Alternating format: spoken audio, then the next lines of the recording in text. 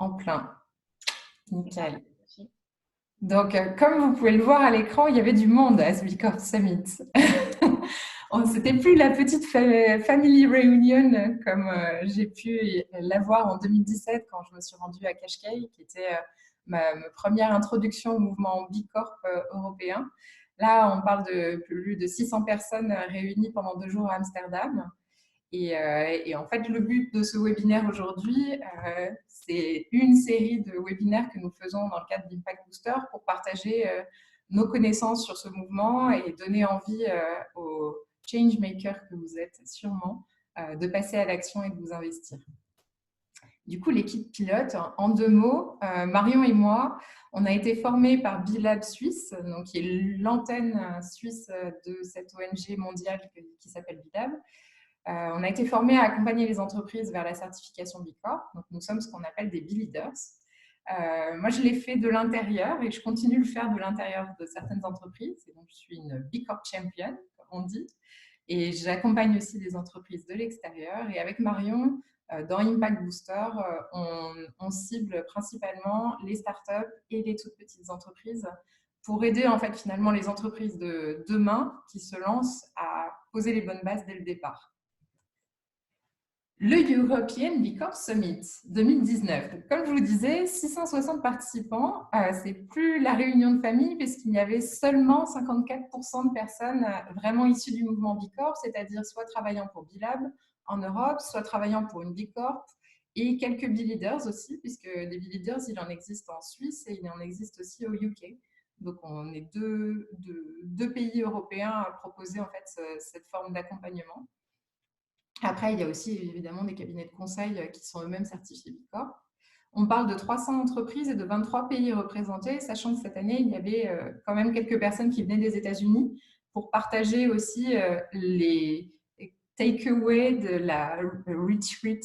Donc, c'est une retraite qu'ils font aussi là-bas entre B Corp du continent nord-américain. Et puis, il y avait également en parallèle, sur le même mois de septembre, la réunion du pôle Amérique latine, parce que B Corp existe aussi en Amérique latine sous le nom de Système AB. 10 keynotes et roundtables, donc beaucoup de contenu. J'ai dû faire une sélection à un moment pour juste vous sortir vraiment celles que j'ai trouvées les plus marquantes et les plus inspirantes. Plus de 20 workshops. Pareil, je vous ai fait une sélection de ceux auxquels j'ai pu participer et que je trouvais où il y avait des outils concrets activables dès maintenant. J'entends juste un tout petit peu de bruit, donc s'il y a quelqu'un qui a oublié de muter son micro, volontiers pour le faire, sinon sur l'enregistrement, ça fera un peu du bruit pour les autres. C'est bon, c'est passé en mute. Un sommet, 4 parcours, ça c'est le dernier point un peu d'introduction pour vous situer comment avaient été construits ces 2 jours. Il y avait une réflexion plus individuelle qui était de dire à mon échelle comment je peux devenir un acteur du changement. Et moi dans ce cadre-là, j'ai eu la chance de pouvoir continuer à jouer à mon petit jeu sur les objectifs du développement durable avec des participants et des super discussions. Et si vous n'avez pas encore eu le temps de jouer avec moi, vous me mettez un message ensuite, soit via LinkedIn, soit par email. Il me manque encore 15 participants pour arriver à la centaine de contributeurs et pour finaliser cette petite expérience sur la connaissance en fait du grand public des objectifs du développement durable et surtout comment ils agissent dans 5 domaines. En complément de la partie individuelle, il y avait une réflexion plus sur le business, donc c'est la partie rose. Comment je peux faire pour que mon entreprise en fait contribue, soit contributrice et génère un impact positif. Donc là, on avait des discussions à la fois de B Corp partageant en fait leurs bonnes pratiques, mais aussi d'entreprises se questionnant sur comment elles pouvaient aller plus loin. Des réflexions au niveau de l'industrie, parce que en fait, de façon incrémentale, il y a un moment où certaines discussions ne peuvent vraiment bouger et accélérer que si on raisonne au niveau de son secteur. Et je vous partagerai ensuite des réflexions de 2 B Corp sur leur thématique, soit du voyage responsable ou de la filière chocolat. Et donc, chocolat qu'on mange, pour les Suisses, ça va vous parler. Et dernière approche qui était beaucoup plus présente sur les keynotes, c'est cette approche systémique qui est de dire comment on utilise le fait d'être un mouvement de 3000 entreprises aujourd'hui et aussi connecter plus largement à des acteurs qui veulent aussi changer le système économique dans lequel on est pour accélérer en fait ce changement dont on a profondément besoin aujourd'hui vu le contexte dans lequel on est. Donc, j'ai pu, moi, naviguer sur les 4 parcours. Il y a des gens qui étaient plus polarisés sur un des parcours. Et ce que je vais essayer de vous restituer, justement, c'est, on va dire, mes pépites dans chaque parcours. Et donc, pour faire ça, merci d'avoir rempli le questionnaire. Ça m'a un peu donné quelle était la priorité. Alors, on commence par les keynotes parce que ça a été largement plébiscité. Deuxième sujet très plébiscité, c'est le SDG Action Manager, qui est un partenariat entre BILAB et les Nations Unies, et il y a une grosse actu de ce côté-là. Après, dans le mouvement Bicorp en 2019, je vous ai fait un petit peu un highlight de où en est BILAB, où en sont les quelques Bicorp, et puis les actus aussi du moment. Et enfin, les Bicorp témoignent, c'est une sélection très personnelle de moments inspirants que j'ai eu en écoutant certaines Bicorp. Il y en avait bien plus. Et d'ailleurs, ça va nourrir des case studies dans notre programme Bicorp Booster qu'on lance lundi dans une semaine, dans 8 jours, le 14 octobre. Retour sur les keynotes. On a commencé lundi par John Elkington, qui est un économiste anglais et qui est une référence en fait sur tous les sujets de développement durable et de RSE, Corporate Social Responsibility. Et je dirais 2 takeaways sur son introduction. La première, c'était de bien remettre en fait en perspective tout ce qui est en train de bouger et que l'on voit à travers la presse. J'ai choisi cette une du Financial Times, Capitalism Time for a Reset, qui est un moyen de dire le système économique dans lequel on est ne fonctionne plus. Et il est temps de faire un reboot avant qu'il ne soit trop tard. Deuxième message plus positif pour le coup de John. Alors, je vous passe la partie sur le fait que c'est quelqu'un qui, quand il organise son anniversaire, fait une conférence. Ça a été une running joke pendant 2 jours. Mais donc pour lui, la décennie 2020 qui démarre, c'est vraiment une décennie exponentielle. Les enjeux sont tellement capitaux qu'on ne peut plus être juste dans une innovation incrémentale et un changement incrémental. Il faut tout de suite passer à la vitesse supérieure. Deuxième keynote et aussi roundtable, puisqu'autour de la table, on avait Patagonia, Ben & Jerry's, quelqu'un du CDP, donc du Climate Disclosure Project, sur le rôle des entreprises face à l'urgence climatique. Et là, big news, je dirais, c'est cette prise de position des Bicorp et d'autres acteurs également en fait, de l'économie engagée pour la prochaine COP qui se tiendra au Chili en 2019, donc en décembre. Et le but en fait, de cette prise de position, donc là c'était un draft qui nous a été partagé et qui a continué à itérer en fait, pendant le sommet, c'était de bien reconnaître en fait, l'urgence climatique et le fait que le système économique dans lequel on est en échec pour traiter en fait, cette urgence climatique. Point de contexte, en partageant en fait, tous ces retours, n'oublions pas que le mouvement Bicorp est né aux États-Unis. Et donc cet élan est porté d'autant plus dans un contexte avec un président qui continue à nier le changement climatique. Il devient urgent en fait de trouver d'autres moyens d'agir indépendamment de, on va dire, la présidence au pouvoir. Toujours dans les keynotes, c'était, pour vous situer aussi, Jay Cohen-Gilbert, qui est l'un des 3 cofondateurs de BILAB, donc il y a plus de 10 ans aux États-Unis. C'est la première fois qu'il participe à un sommet européen, ce qui dit bien aussi l'ampleur qui est en train de prendre le mouvement en Europe. Et sa keynote a vraiment été, je pense, un des moments clés et un moment hyper inspirant du sommet. Quand j'ai sondé moi, avec mon carnet à la fin du sommet, quel était votre key bee moment de ces 2 jours, c'est vraiment ce qui est revenu. Et donc, je vous fais un focus là sur les 2 messages clés qui en sont ressortis. Le premier, en fait, c'est cette notion que si l'on veut un changement de système, la première étape, c'est déjà de reconnaître l'échec du système et donc l'échec du capitalisme tel qu'il fonctionne aujourd'hui. Ce capitalisme, en fait, anglo-saxon, il est basé sur la suprématie des actionnaires, ce qui s'appelle de shareholder supremacy. Et pour avoir aussi échangé avec des gens du UK, c'est un sujet de droit sur lesquels les juristes s'attaquent en se disant comment on fait pour changer la mission même de l'entreprise telle qu'elle est définie dans nos lois et dans nos systèmes. Cette approche-là a été tempérée. Il y avait quelqu'un de la BMW Foundation, Markus Hipp, donc un Allemand, qui expliquait que en fait, le capitalisme à l'européenne, en Europe continentale, je dirais plus social par essence. Et on ressent peut-être moins ce besoin, enfin, cette pression-là, mais elle est tout de même présente si on regarde les logiques en place dans les entreprises cotées. Donc, c'est plus, on va dire, au niveau systémique, il y a quelque chose qui se joue là et qui a un regard, je dirais, aussi américain sur la question. Une fois qu'on a reconnu que le système ne fonctionnait pas, il y a cette notion de dire quelles sont les alternatives viables. Et c'est là où toute la campagne qui est parue au UK, donc, juste au moment des manifestations climatiques, sur B Corp et Business Need to Step Up, c'est cette notion de nous, on a construit déjà ces alternatives viables à travers nos entreprises, on les teste au jour le jour et on peut vous dire qu'elles sont là. Il y a juste à les scaler, c'est-à-dire à les faire changer d'échelle.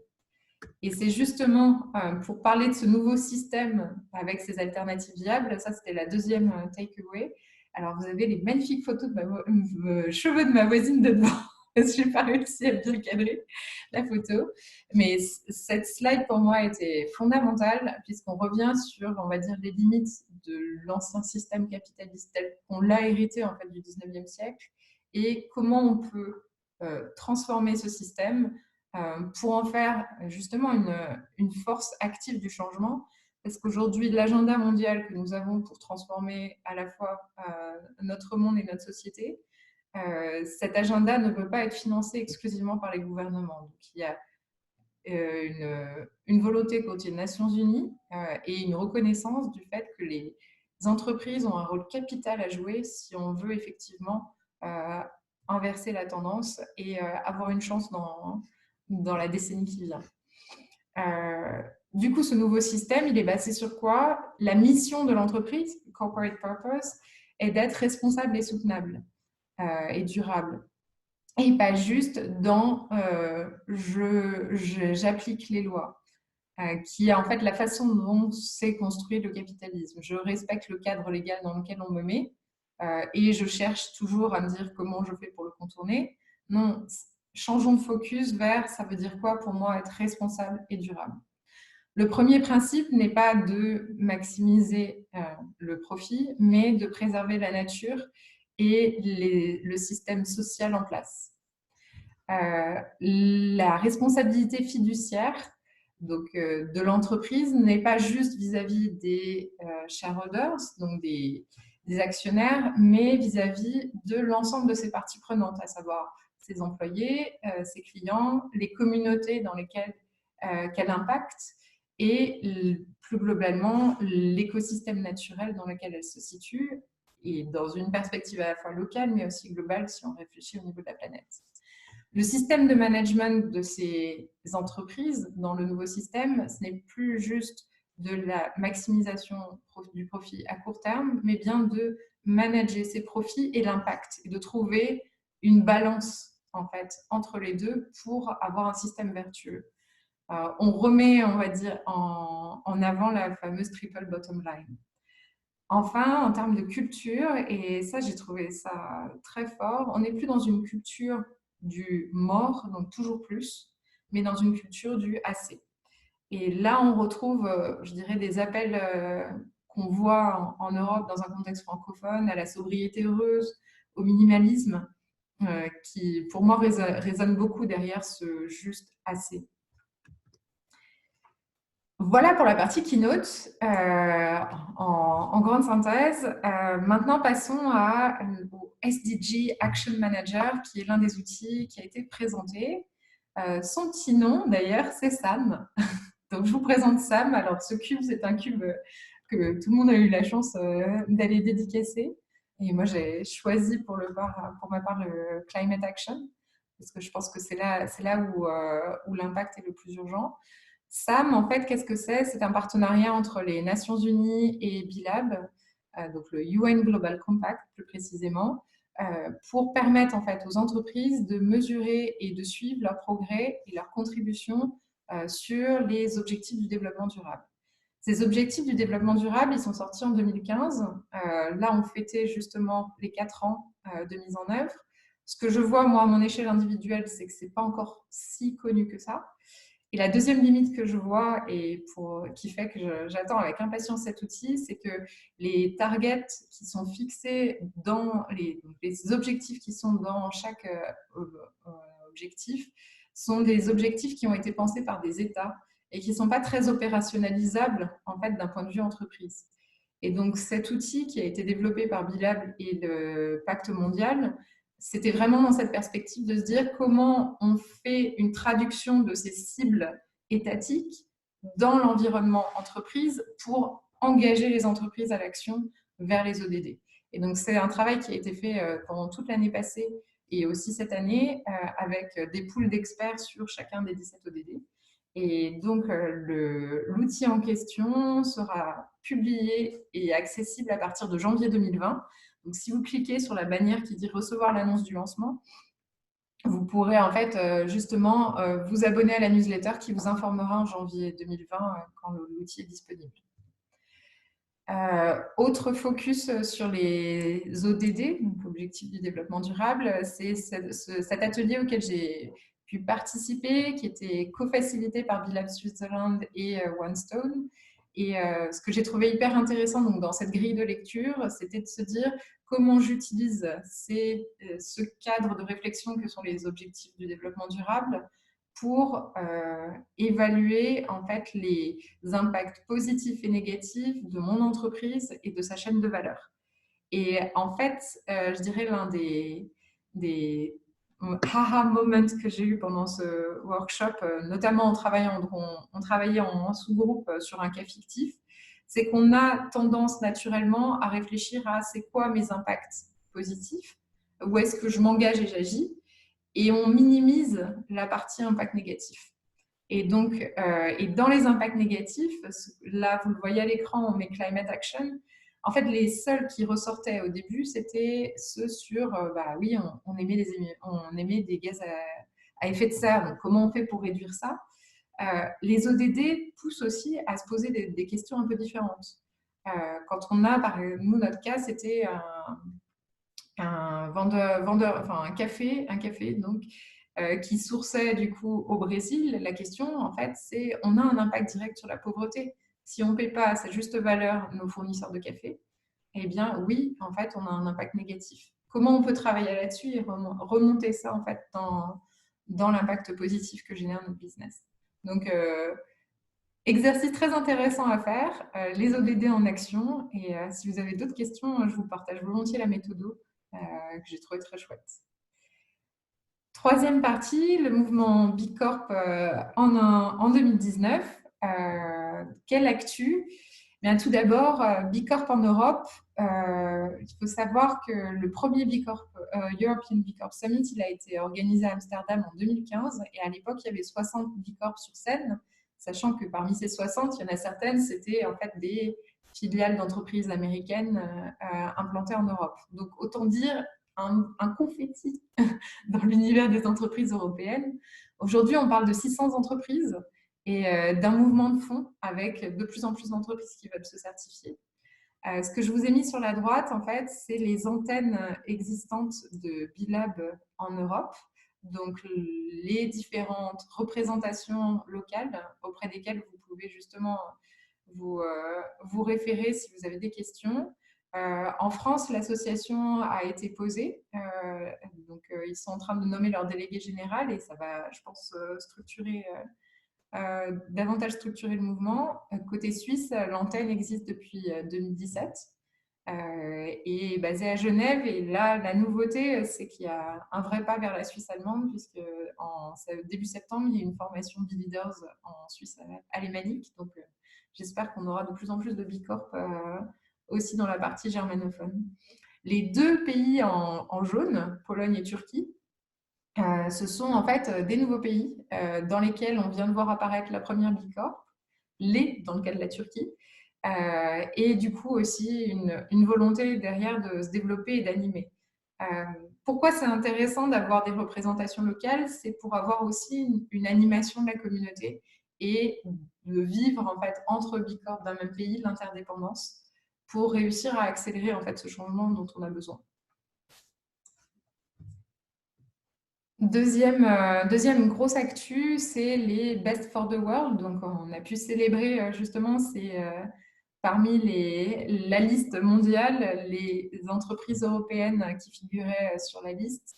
Qu'est-ce que c'est les Best for the World? Ce sont des entreprises qui, en fait, ont le score le plus important, dans le top 10% de la communauté sur soit leur impact global, soit sur un domaine spécifique, par exemple les employés, la communauté, l'environnement, leur gouvernance aussi. Et puis, il y a aussi une récompense pour celles qui ont fait la plus grande progression dans leur impact d'une année à l'autre.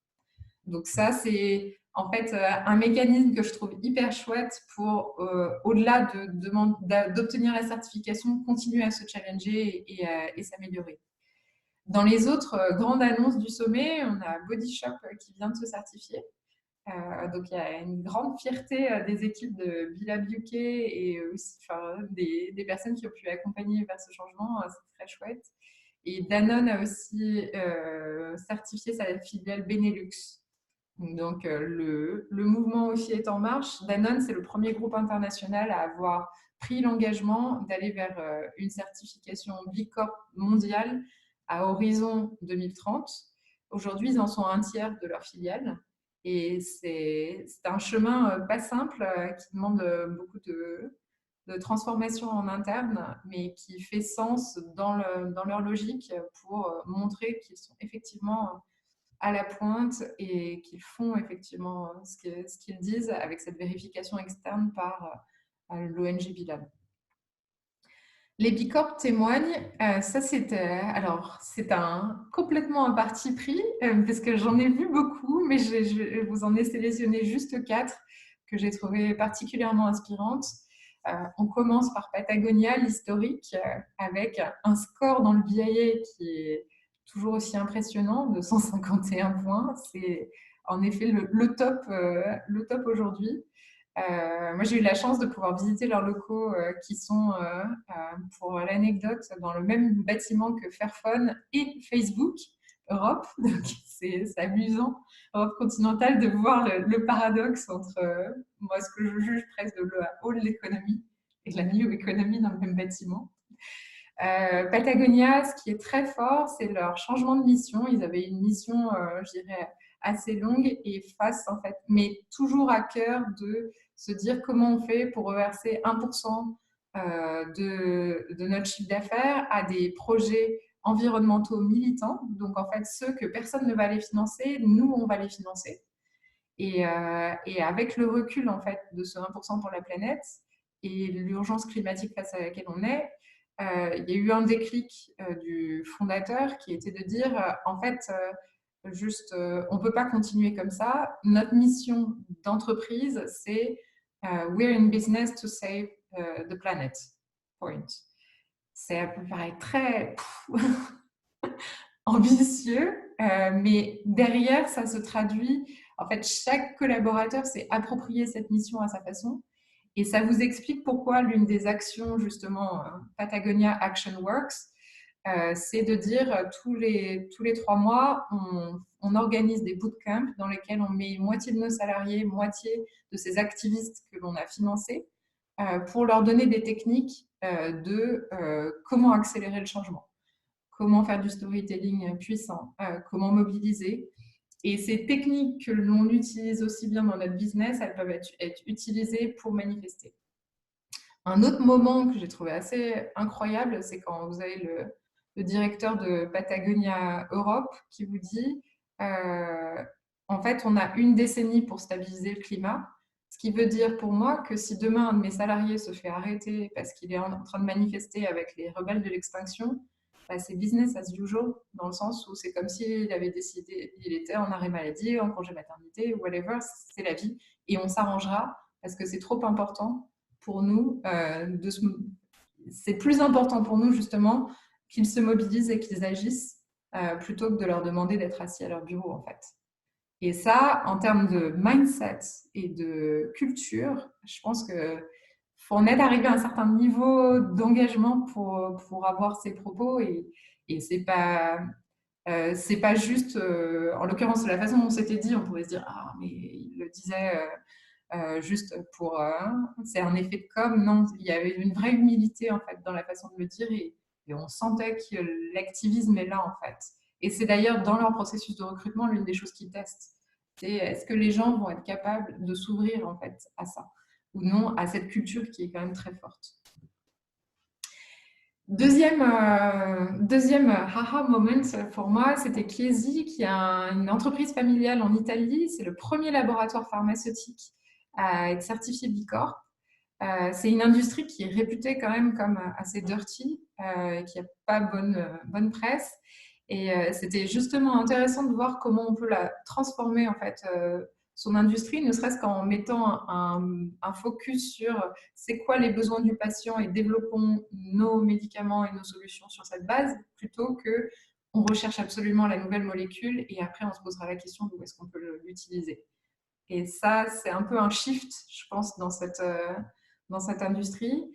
Là, ce que je vous ai mis en photo, c'est la façon dont eux utilisent le BIA, donc qui est le Benefit Impact Assessment, qui est de dire, en fait, en 2017, quand ils ont fait leur première mesure d'impact, c'est le profil blanc que vous voyez, c'est celui qu'ils avaient.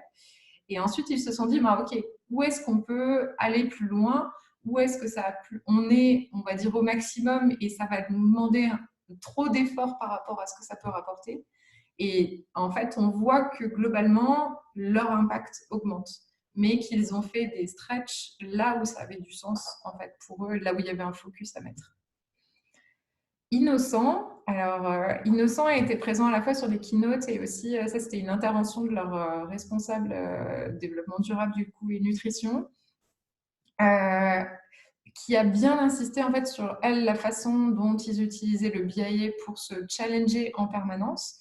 Aujourd'hui, ils ont un score de 92 et il y a vraiment pour eux cette notion de se dire on a en fait une même clé de lecture de ce que veut dire notre impact en tant qu'entreprise. On a des responsabilités partagées dans toute l'entreprise sur telle équipe sera responsable de telle partie en fait de l'assessment. Et en fait, ça autonomise dans une structure assez large et focalise l'effort et l'énergie pour aller de l'avant et d'être toujours dans cette logique de on continue à s'améliorer, à progresser.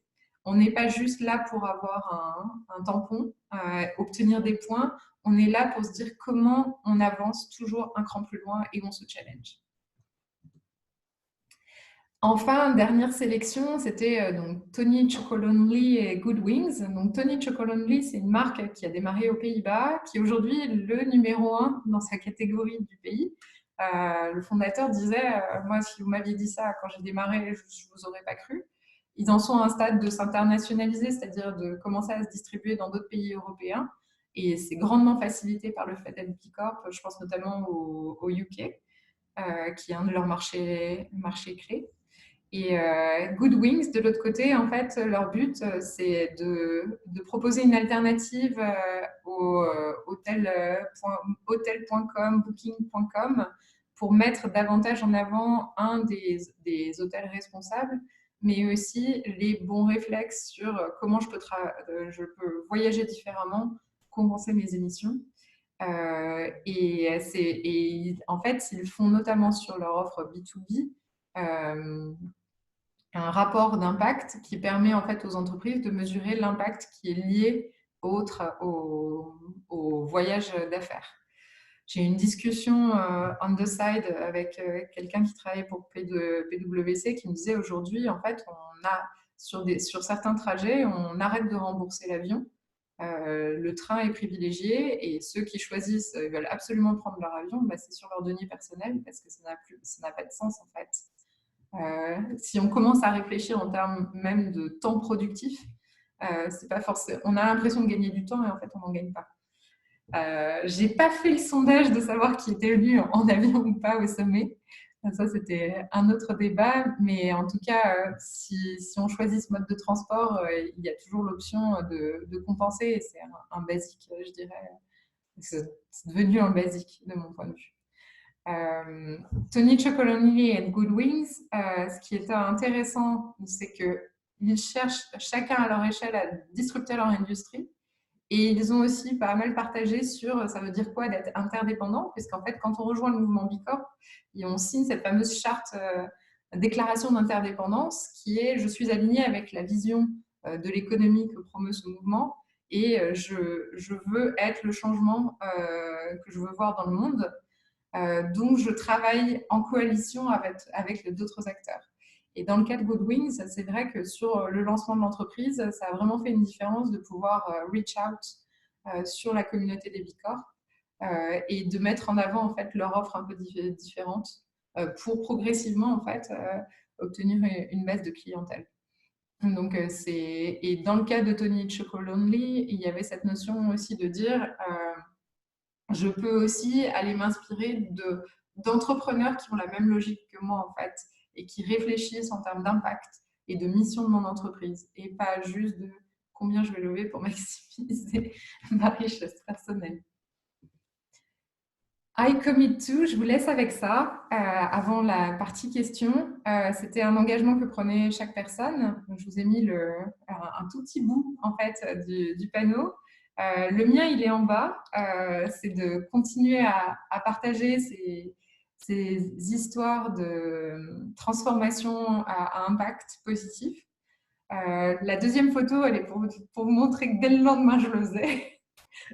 Autour d'un café croissant à Paris, vu que je suis allée en train à Amsterdam. Et puis dès la troisième photo aussi pour vous dire que le fait de se balader avec les cartons, donc c'est des tabourets que vous pourrez voir si vous allez au Hub Neuchâtel, parce que du coup il y a quelques tabourets recyclables du sommet qui ont atterri là-bas, qui ont fait un sacré nombre de trains avant d'y arriver, mais ils sont retournés là-bas. Et ça faisait aussi partie, je dirais, de la façon de designer l'événement. Moi, je dis un gros big up à Mistrelli, qui est l'agence de com, qui est une bicorp néerlandaise qui a designé cette expérience. Impact Bicorp Booster, c'est enfin, on va dire, ma dernière façon à moi de partager en fait ces histoires de transformation pour faire passer les gens à l'action. Et donc, peut-être juste en deux mots, pour ceux qui ne connaissent pas, c'est ce programme qu'on a monté avec Marion pour aider en fait à préparer la certification Bicorp en 6 semaines. Pourquoi 6 semaines? Parce que quand on est une petite entreprise agile ou une start-up, on pivote assez facilement. Et donc, la notion, c'est de dire c'est un projet sur lequel on va mettre l'effort pendant 6 semaines et voir à la fin avoir une stratégie d'impact formalisée et posée, voir si justement vous voulez vous lancer vraiment dans la certification Bicorp ou que c'est quelque chose qui sera plutôt dans vos priorités 2020 ou fin d'année 2020. On utilise la force du digital et du collectif pour accélérer ça. C'est moi vraiment l'expérience que j'ai vécue en accompagnant des startups, c'est que en fait on va faire ça à un moment et puis en fait on perd la traction, on se revoit 2 mois plus tard et en fait on n'a toujours pas plus avancé. Le rythme, le tempo de dire je m'engage et je suis avec un groupe et chaque semaine j'avance un bout du BIA fait qu'à la fin en fait l'outil est rempli. Vous savez où vous en êtes de votre impact, vous avez votre plan d'action. Et puis, vous avez une partie coaching personnalisée qui est pour aller chercher quel est, par rapport à votre business spécifique, votre modèle d'impact. Voilà pour le programme. On décolle le 14 octobre et on embarque encore d'autres personnes si vous voulez rejoindre l'aventure. Et la façon de le faire, c'est de réserver via notre site web une consultation gratuite. Parce que notre but, justement, c'est de s'assurer de la cohésion aussi du groupe et d'une homogénéité pour créer cette interdépendance qui existe au sein du mouvement Bicorp et vous la faire expérimenter avant même d'être vous-même une Bicorp. Le planning du programme est là et aussi disponible sur le site. Et puis nos contacts, à toutes les deux, si vous voulez, derrière l'adresse, c'est nous deux qui consultons et vous répondons sous 24 heures en moyenne, sauf quand il y a un Bicorp Summit, là, c'est plus long. Et on prend volontiers vos questions dès maintenant. Donc, Marion, je ne sais pas si tu en as eu dans le chat. Ça a été très calme. Ok. Maintenant, n'hésitez pas. Est-ce qu'il y a des questions? Pour l'instant, pas de questions, mais merci beaucoup pour ce compte rendu. C'était très intéressant et presque comme si on y était. Donc, magnifique, merci. Génial. Ah. Marie-Aline, t'es mutée, mais je vois que tu essaies de parler. Oui. Alors, j'espère que ça ne résonne pas autant chez vous que ça résonne chez moi. Vous m'entendez bien? Ouais. Non, c'est tout bon. C'est tout bon, ok. Je me demandais juste, tu as mentionné Innocent tout à l'heure. Et pour moi, vu de l'extérieur, quand on connaît leur actionnariat, le fait qu'ils soient Bicorp, c'est peut-être encore plus un challenge pour eux que pour Danone, où la démarche, elle vient quand même vraiment du sommet. Je me demandais s'ils ils étaient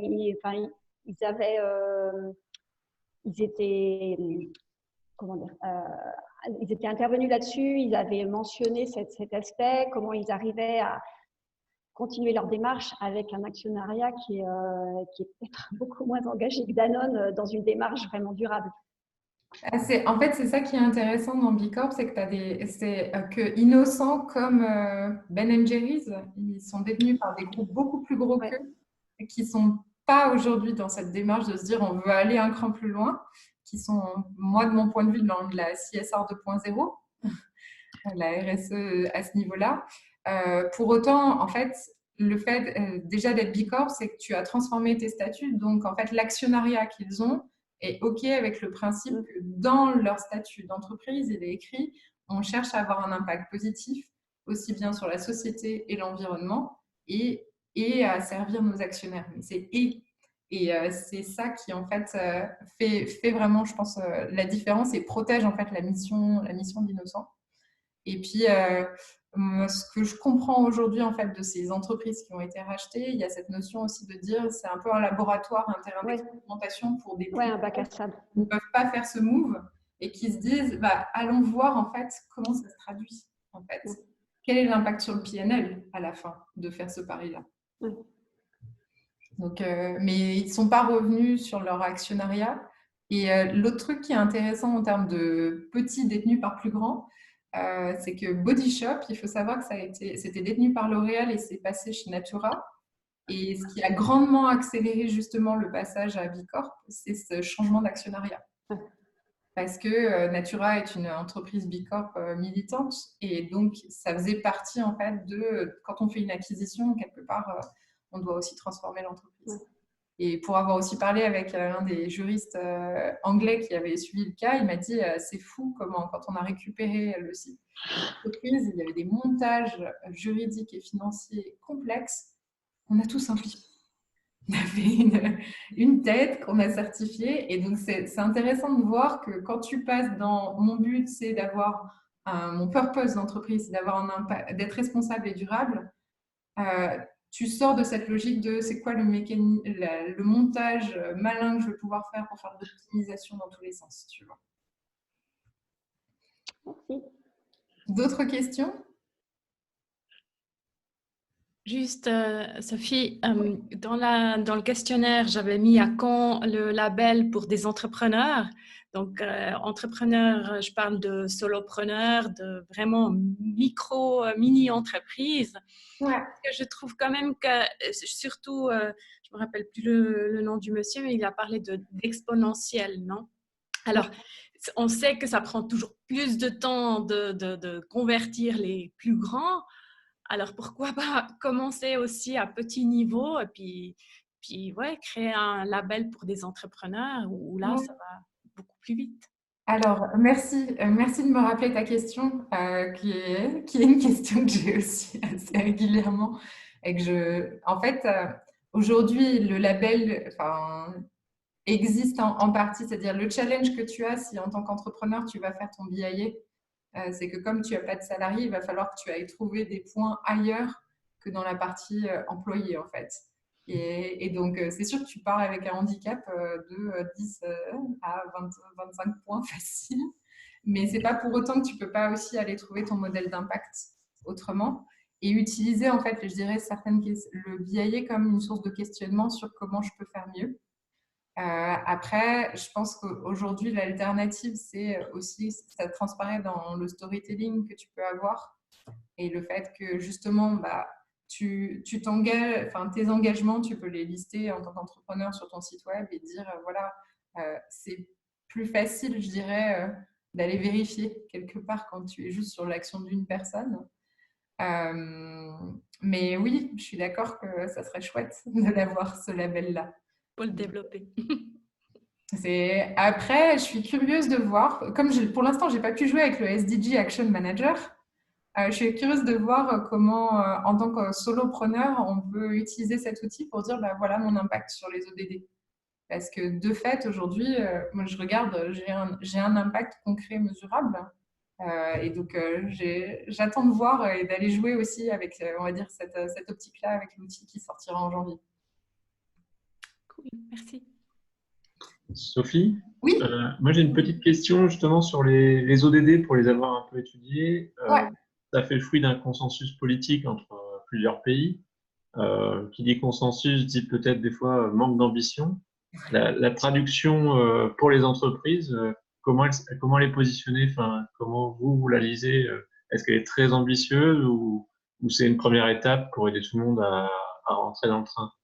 Alors, c'est une très, très bonne question sur laquelle, pour le coup, j'ai pas la réponse parce que je n'ai pas fait partie du groupe de travail qui a fait ça, cette traduction.